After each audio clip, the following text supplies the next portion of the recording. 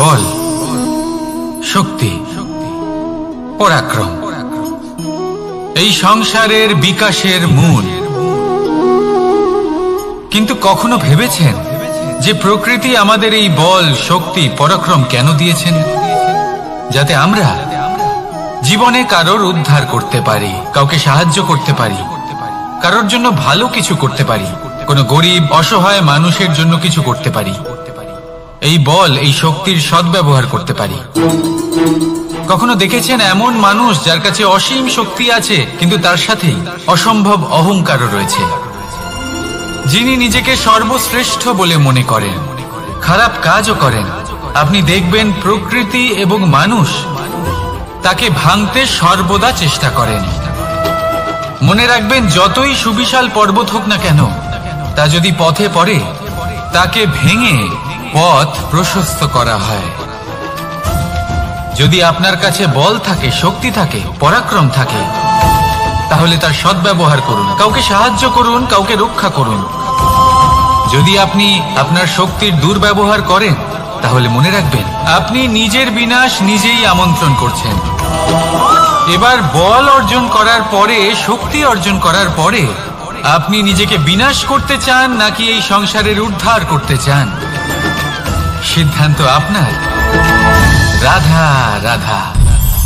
মানুষ আর ধন, এই দুইয়ের মধ্যে সম্পর্ক খুব ঘনিষ্ঠ। ধন হলো সেই শক্তি যার ব্যবহার মানুষ করে থাকে সাংসারিক বস্তু ক্রয় করার জন্য, নিজের জীবন যাপন করার জন্য।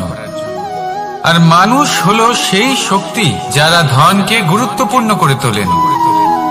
এবার একটা কথা বলি, ব্যবহার করা উচিত ধনকে আর ভালোবাসা উচিত মানুষকে।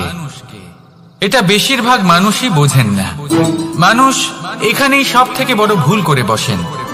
তারা ভালোবাসেন ধনকে আর ব্যবহার করেন মানুষকে। এ হলো অনুচিত। দেখুন, আপনি একটা সূচের দ্বারা যুদ্ধ করতে পারবেন না, আর কোনো তলোয়ার দ্বারা বস্ত্র সেলাই করতে পারবেন না, তাই না? কোনটা কিসের জন্য হয় সেটা বোঝা অত্যন্ত জরুরি। আপনিও সঠিক দিকে অগ্রসর হন। মানুষকে ভালোবাসুন আর ধনকে ব্যবহার করুন। যদি আপনি মানুষকে ব্যবহার করেন, তাহলে আপনি ভালোবেসে ফেলবেন ধনকে। আর এই ভালোবাসা ধীরে ধীরে পরিণত হবে লোভে, আর ধীরে ধীরে এটা আপনাকে বিনাশ করে দেবে। তাহলে সমস্ত মানুষকে ভালোবাসুন আর এইভাবে ভালোবেসে বলুন, রাধা রাধা। সাফল্য কে না চান? সাফল্য লাভ করার, শিখরে পৌঁছানোর আলাদাই একটা আনন্দ রয়েছে। আর আপনজনদেরও কে না চান? প্রত্যেক মানুষ চান যেন জীবনে তার কোনো আপনজন থাকে, যারা সবসময় তাদের সাথে থাকবে। কারণ আপনজনের সাথেই তো সাফল্যের আনন্দ সব থেকে বেশি পাওয়া যায়। কিন্তু আসলে কি হয়, অনেক সময় সাফল্যের খোঁজে সেই পথে চলতে চলতে আমরা আপনদের থেকে দূরে চলে যাই। না চাইতেও দূরে চলে যেতে হয়, ওনাদের সাথে সময় কাটাতে পারি না। আর আমরা ভুলে যাই যে সাফল্যের আসল আনন্দ আপনজনদের সাথেই পাওয়া যায়। সফল হওয়ার পরে আপনদের সাথে দেখা হলে তাদের চোখে আমাদের জন্য যে আবেগ থাকে, যে সম্মান, যে প্রেম থাকে, সেটাই হলো আসল পুরস্কার।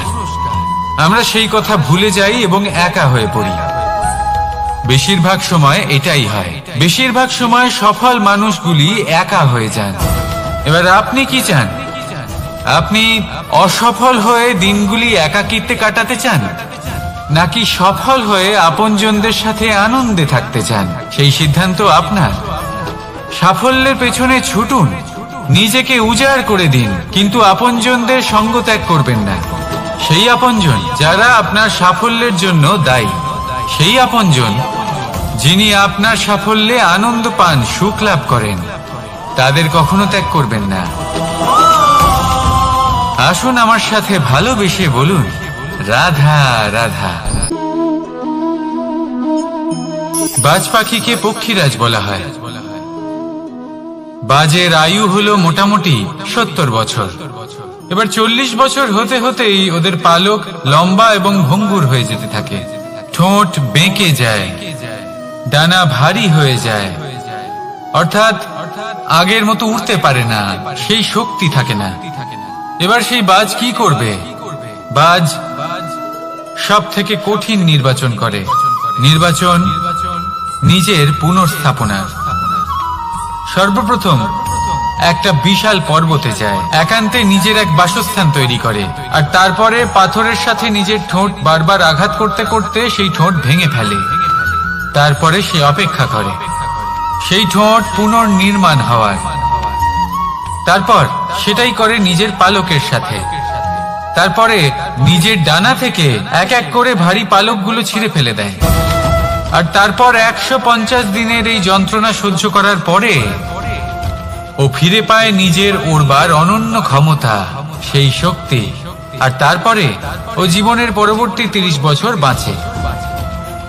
কি বুঝলেন আপনি? যদি ইচ্ছে শক্তি থাকে তাহলে একজন দুর্বলও শক্তিশালী হতে পারে। আপনিও এটাই করুন, নিজের অতীতের যন্ত্রণার বোঝাগুলিকে ত্যাগ করুন আর কল্পনার খোলা আকাশে উন্মুক্ত হয়ে উড়ে বেড়ান। নিজের পুনর্স্থাপনা করুন, তবেই সর্বশ্রেষ্ঠ হতে পারবেন। আর মনে রাখবেন, এই ছোট ছোট পদক্ষেপই বড় বড় শিখরে পৌঁছে দিতে পারে। তাহলে আসুন আর আমার সাথে ভালোবেসে বলুন, রাধা রাধা। আপনি কি কখনো জলকে নিজের মুঠোতে ধরে রাখার চেষ্টা করেছেন? চলুন আজ করা যাক।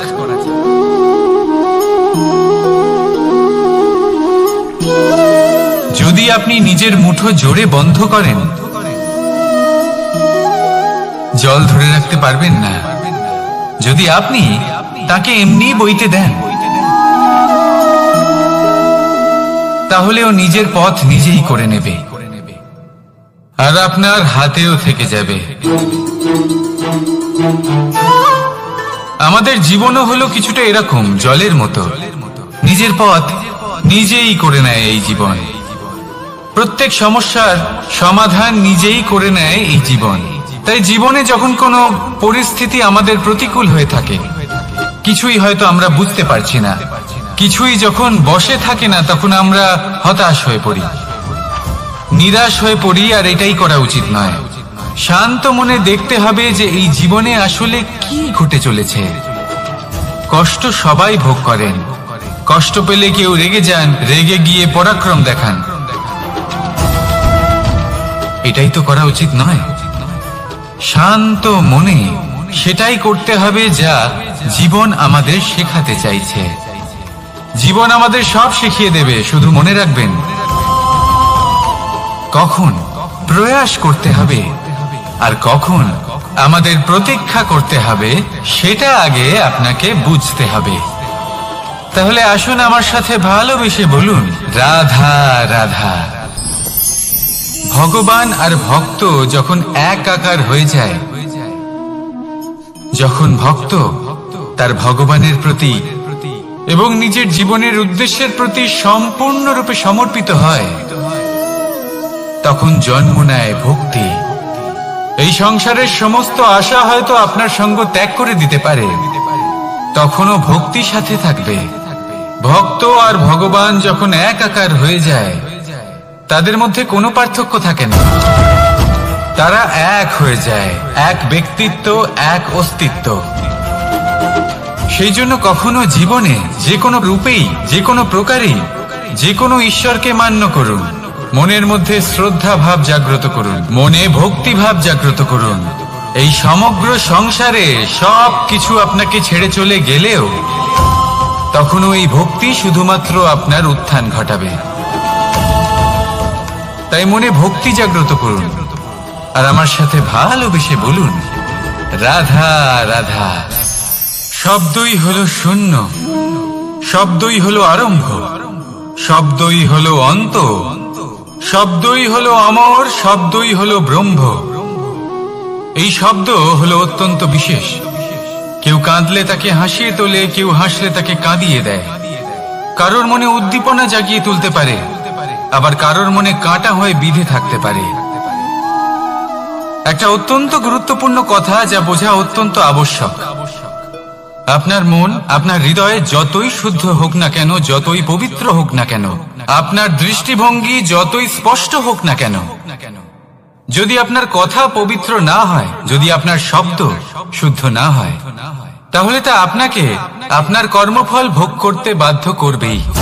একটা সহজ উদাহরণ দিই। আপনার জীবনে এমন কেউ অবশ্যই থাকবেন যাকে আপনি পছন্দ করেন না, যিনি হয়তো অধর্মী মানুষ, যিনি হয়তো দুর্বুদ্ধি সম্পন্ন মানুষ, কিন্তু তার জন্য অপশব্দ প্রয়োগ করলে তার মধ্যে কোনো পরিবর্তন আসবে না, তার মানসিকতা বদলাবে না, শুধু মনে প্রতিশোধ স্পৃহা জেগে উঠবে, মনে হিংসা জাগবে, আর কিচ্ছু না।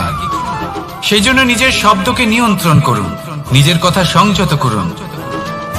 শ্রেষ্ঠ থেকে শ্রেষ্ঠতর মানুষকেও সাবধানী হতে হয়, কারণ যদি এই শব্দের প্রয়োগ সঠিক না হয় তাহলে আজীবন মানুষকে নির্বাক হয়ে থাকতে হতে পারে।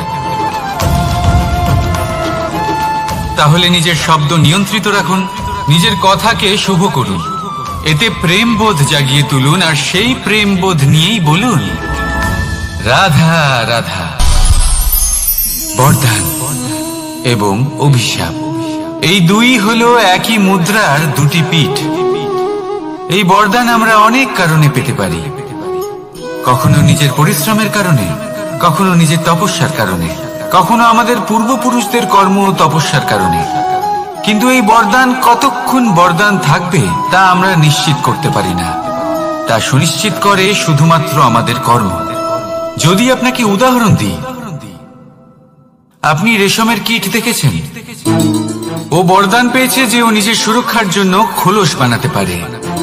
এবারও তাতে এত মত্ত হয়ে যায় যে এমন এক আবরণ বানিয়ে ফেলে যাতে সে নিজেই আবদ্ধ হয়ে চাপা পড়ে মরে যায়। এটার তাৎপর্য কি? তাৎপর্য খুবই সরল। গর্ব করা খুবই ভালো, কিন্তু অহংকার করা কখনোই উচিত নয়। যদি অহংকার মনের মধ্যে প্রবেশ করে তাহলে এই বরদান অভিশাপে পরিণত হতে সময় লাগে না। আর যদি কর্মশ্রেষ্ঠ হয় তাহলে অভিশাপ বরদানে পরিণত হয়। তাহলে আসুন শ্রেষ্ঠ কর্ম করুন আর আমার সাথে ভালোবেসে বলুন রাধা রাধা।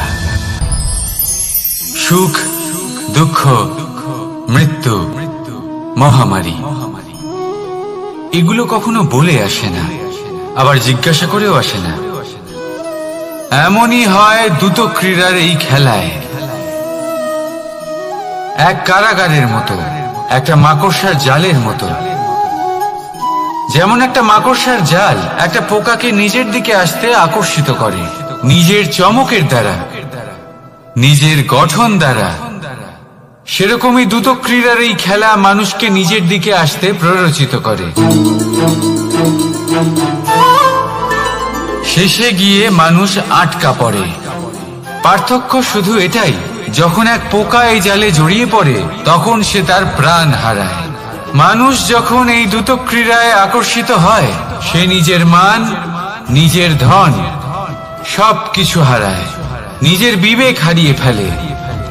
কিন্তু আপনি আপনার বিবেক কখনোই হারাবেন না। যদি আপনার মনে লোভ চলে আসে আপনি লোভী হয়ে ওঠেন।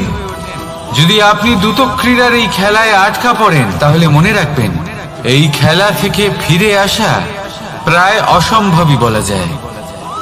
নিজের বিবেক কখনো হারাতে দেবেন না, কারণ বিনাশ আসার প্রথম লক্ষণ হলো বিবেকের বোধ চলে যাওয়া।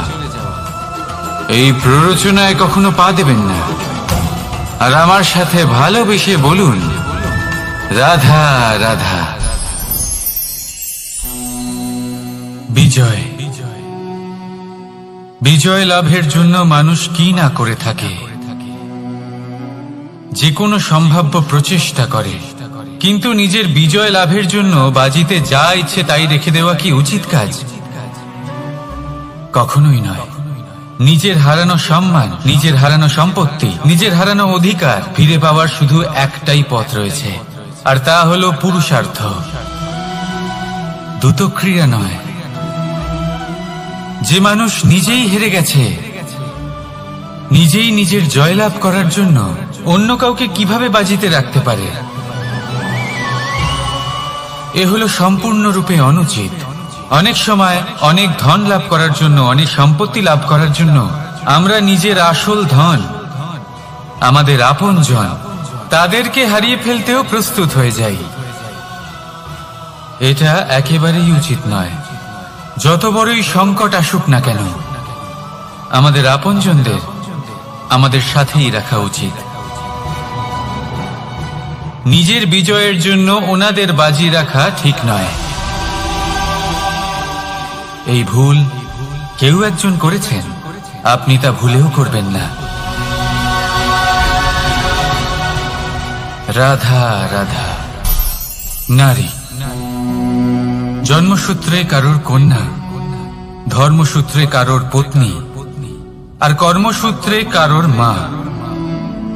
আমাদের মনে এই ছবি আঁকা রয়েছে একজন নারীকে নিয়ে, তাই না? একটা অতুলনীয় ভূমিকা রয়েছে নারীদের আমাদের জীবনে, আর নারী ছাড়া আমরা কিছুই নই।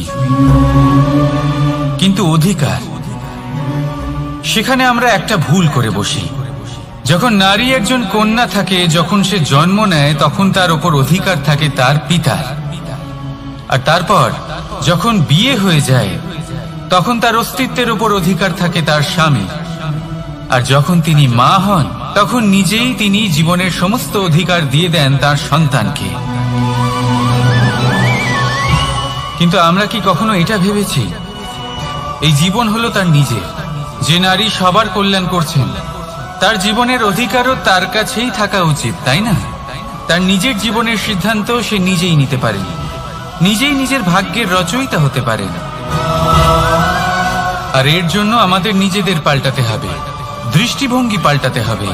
কারণ এই ধারণা সেটা আজ বা কালকের ব্যাপার নয়, এটা ঘটে চলেছে বহু বছর ধরে আর চলতেই থাকবে যদি আমরা এটা না বদলাই। আর এটা তখনই সম্ভব হবে যখন আমরা নিজেদের মধ্যে পরিবর্তন আনব। তাই আজকের পর থেকে, এই মুহূর্ত থেকে, কোনো নারীর ওপর অকারণ অধিকার স্থাপনের আগে সহস্রবার ভেবে দেখবেন। কারণ যখন নারী নিজের অধিকার কেড়ে নিতে বাধ্য হবেন, তখন শুধু এবং শুধুমাত্র বিনাশই ঘটবে। রাধা রাধা।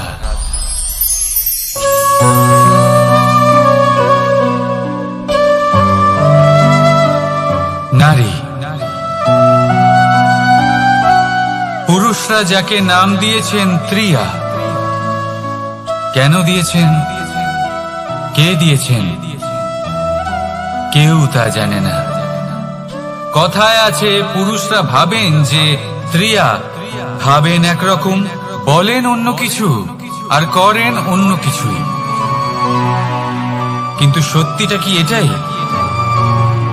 আসল সত্যি হলো এটাই যে ত্রিয়া হলো সেই চরিত্রহীন পুরুষ, আর কেউ নয়। সেই পুরুষ যারা নারীকে বলেন যে আপনি হলেন মা, আপনি হলেন দেবী, আপনি হলেন বোন। আর ভাবেন কি? ভাবেন যে এই নারী হলো আমাদের পায়ের ধুলো, আর কিচ্ছু নয়। আর কি করেন? ওনাদের মাথায়, ওনাদের খোপায় মালা পরিয়ে দিয়ে ভাবেন যে ওনারা হলেন তাদের পায়ের ধুলোর সমান। একজন নারীর সম্মান ভঙ্গ করেন, তাদের দাসী মনে করেন।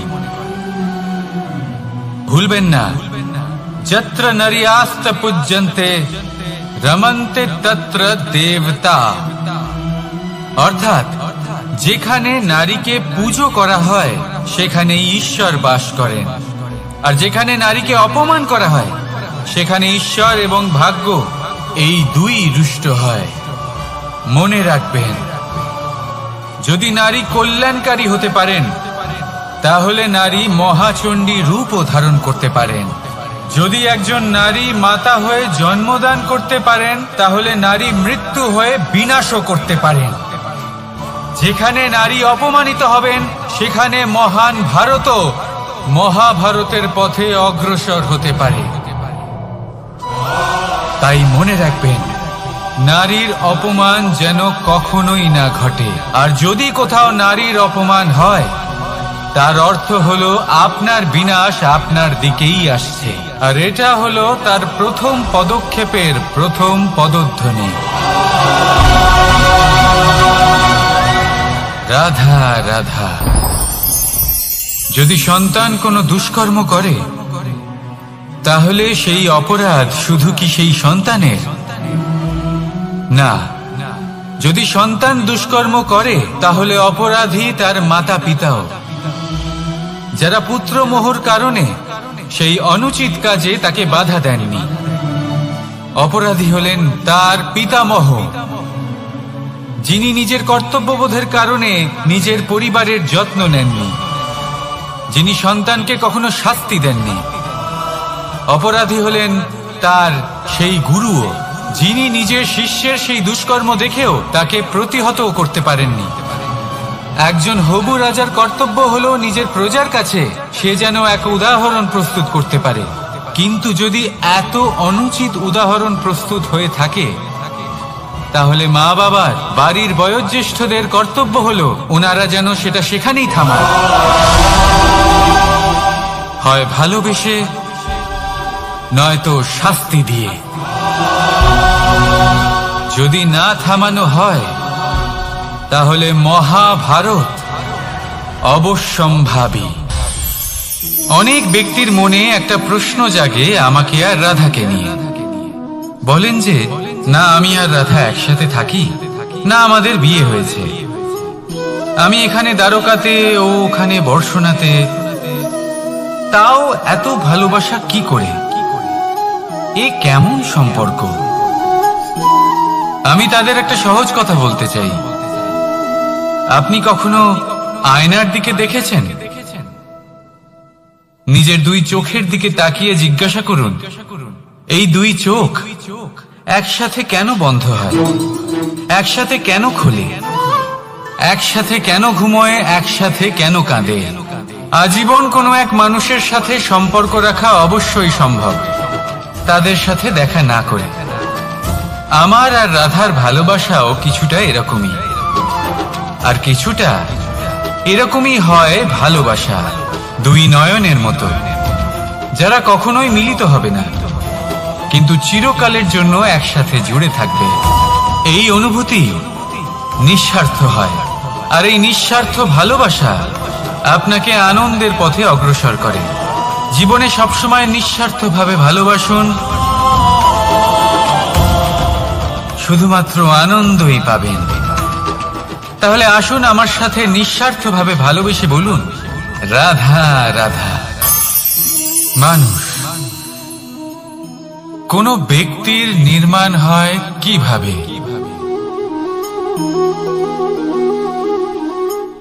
কেউ বলবেন পঞ্চতত্ত্বের দ্বারা, কেউ বলবেন আত্মা, দেহ ও চেতনার দ্বারা, কেউ বলবেন ঈশ্বরের কৃপার দ্বারা, তো কেউ বলবেন এই প্রকৃতির পরীক্ষার দ্বারা। না, মানুষের নির্মাণ হয়ে থাকে বিশ্বাস দ্বারা। ব্যক্তি তখনই গড়ে ওঠেন যখন ব্যক্তিত্ব থাকে, ঠিক কিনা? আর ব্যক্তিত্ব তখনই হবে আর সেরকমই হবে যেরকম বিশ্বাস আপনি নিজের উপরে রাখবেন। যদি আপনি মনে করেন আপনি বিষের ন্যায় হবেন তাহলে আপনি বিষাক্তই হবেন। যদি আপনি এটা মনে করেন যে আপনি অমৃতের ন্যায় হবেন তাহলে আপনি অমরই হয়ে যাবেন। যদি আপনি নিজের উপরে বিশ্বাস রাখেন যে আপনি সংসারের সব থেকে উঁচু পর্বতের শিখরে পৌঁছতে পারবেন তাহলে আপনি অবশ্যই পৌঁছবেন। যদি আপনার এরকম মনে হয় যে আপনি এরকম কখনো করতে পারবেন না তাহলে এরকম কখনোই হবে না। ভেবে দেখবেন, বিশ্বাসের মধ্যেই বিশ্ব বাস করে থাকে, তো আপনার অস্তিত্ব কেন করবে না? যেমন বিশ্বাস আপনি নিজের উপরে রাখবেন তেমনই আপনি হয়ে উঠবেন। সেই জন্য নিজের উপরে বিশ্বাস রাখুন, আর হ্যাঁ, ভালোবেসে বলুন রাধা রাধা। শত্রুতা, একজন মানুষ অন্য মানুষের সাথে শত্রুতা করে বসেন। দুজন ঘনিষ্ঠ বন্ধু, এমনও এক সময় আসতে পারে যখন এনারা একে অপরের শত্রু হয়ে ওঠেন। এর অনেকগুলো কারণ হতে পারে, কিন্তু মূল কারণ হলো আলোচনা। আগে হ্যাঁ, আপনি যদি কারোর বিষয়ে আলোচনা করেন তাহলে সে আপনার শত্রু হয়ে যেতে পারে। এবার মনে একটা প্রশ্ন আসতে পারে যে এটা কিভাবে সম্ভব হতে পারে? আলোচনা এটা তো অত্যন্ত জরুরি। যদি আমি নিজের বন্ধুর খারাপ কাজের বিষয়ে আলোচনাই না করি তাহলে সে শুধরবে কি করে? এ কথা সত্যি যে আলোচনা আবশ্যক, কিন্তু তার থেকেও বেশি গুরুত্বপূর্ণ এবং আবশ্যক হলো আপনার এই সিদ্ধান্ত এটাই যে আপনার এই আলোচনা কোন স্থানে করবেন। যদি এটা সবার সামনে করবেন ভাবেন, তাহলে তা অপমানও হয়ে যেতে পারে। যদি এটা আলাদাভাবে করেন তাহলে তা পরামর্শ হয়ে যায়। অপমান কেউ স্বীকার করতে পারেন না, কিন্তু পরামর্শ সকলের ভালো লাগে। তাহলে যদি আপন কারোর জন্য ভালো কিছু চান, কাউকে শুধরে দিতে চান, আর আপনার মনে হয় আলোচনা আবশ্যক, তাহলে সর্বপ্রথম সময়, পরিস্থিতি আর স্থানের কথা মনে রাখবেন, নয়তো এই আলোচনা আপনাকে খুব ভোগাতে পারে। তাহলে আসুন আমার সাথে ভালোবেসে বলুন, রাধা রাধা। আপনার জীবনেও কি সমস্যা রয়েছে? অবশ্যই থাকবে। প্রত্যেকের জীবনেই সমস্যা থাকে।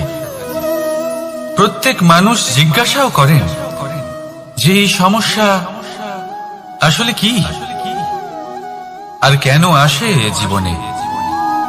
আপনাকে একটা কথা বলে দিই যে সমস্যা আসলে সেটা নয় যা আপনার পথে বাধা সৃষ্টি করে, বরং সমস্যা হলো সেটাই যেটা আপনি তখন দেখতে পান যখন আপনার একাগ্রতা আপনার পথ থেকে, আপনার লক্ষ্য থেকে সরে যেতে থাকে। আর এই সমস্যাগুলি দূর করার জন্য, এর সমাধান করার জন্য একটাই পথ আছে, নিজের সমস্ত ভাবনা আরো একবার একাগ্র করুন নিজের পথের দিকে, নিজের লক্ষ্যের দিকে। আপনার সমস্ত ভাবনা যদি কেন্দ্রীভূত হয় নিজের লক্ষ্যে, তাহলে এই সমস্যা দূরে থাকবে। যদি এরকম না হয়, যদি আপনার মন একটু অন্যদিকে চলে যায়, তাহলে এই সমস্ত সমস্যা আবার সামনে চলে আসে আর বাড়তেও থাকে। দেখুন, যেখানে আপনার লক্ষ্য রয়েছে, বাণ যদি সেখানেই চালাতে হয়, তাহলে দৃষ্টি তো সেদিকেই রাখতে হবে। তবেই তো আপনি সেই লক্ষ্য ভেদ করতে পারবেন। সেই জন্য মনে রাখবেন, সর্বদা লক্ষ্য রাখবেন নিজের পথে, সেই পথেই সামনে এগোতে থাকুন নিজের লক্ষ্যের দিকে।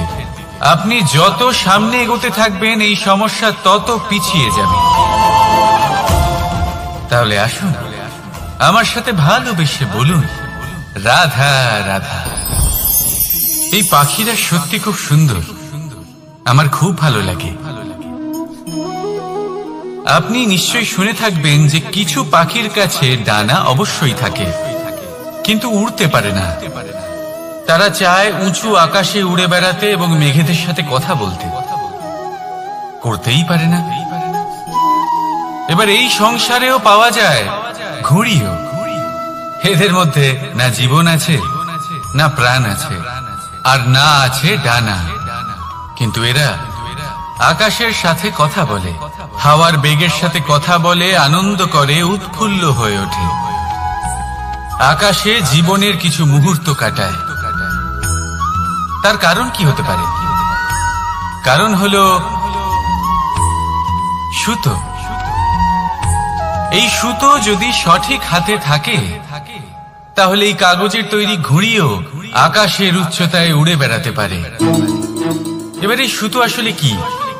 এই সুতো হলো আসলে ভালোবাসা, এই সুতো হলো আসলে বিশ্বাসের।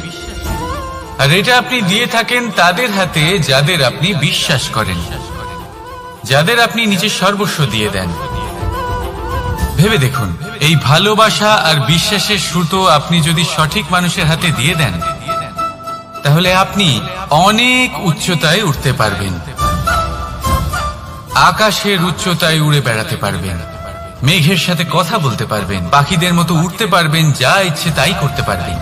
শুধু এই মানুষ সঠিক হতে হবে, এমন একজন মানুষ যার মনে আপনার জন্য ভালোবাসা রয়েছে, এমন এক মানুষ যার মনে কোনো স্বার্থ নেই, যিনি পরোপকারী, এমন একজন ব্যক্তি যিনি আপনার অস্তিত্বকে বাইরে নিয়ে আসতে পারবেন, তাকে উজ্জ্বল করে তুলবেন।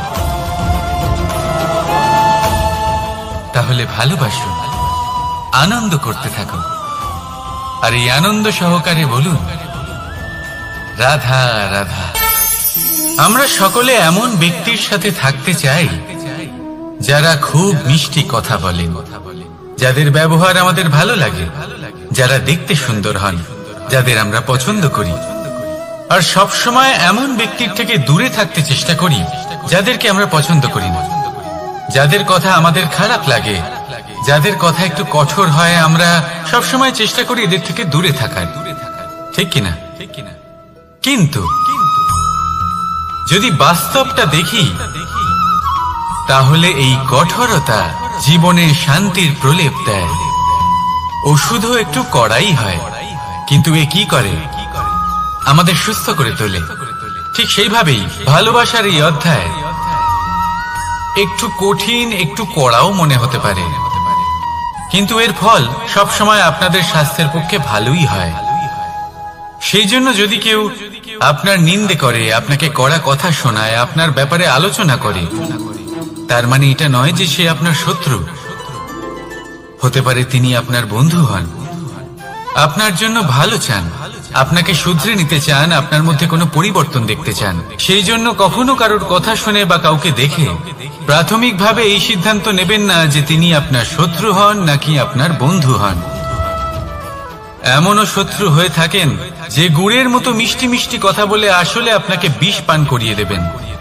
আর এমনও বন্ধু থাকেন যারা আসলে নিমের মতো কড়া কথা বলেন, কিন্তু আপনাকে অমৃত পান করান।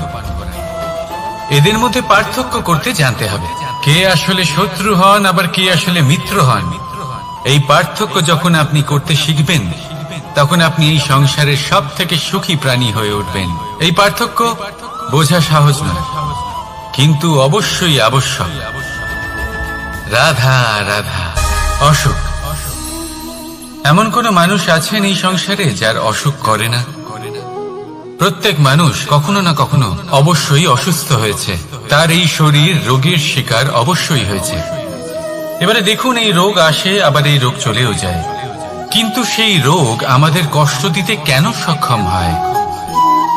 কারণ হলো স্বচ্ছতা। যদি এই স্বচ্ছতা শরীরে না থাকে, তাহলে মানুষকে শারীরিক কষ্ট পেতেই হবে। ঠিক সেইভাবেই অত্যন্ত প্রয়োজনীয় হলো এই স্বচ্ছতা যেন মনেও থাকে।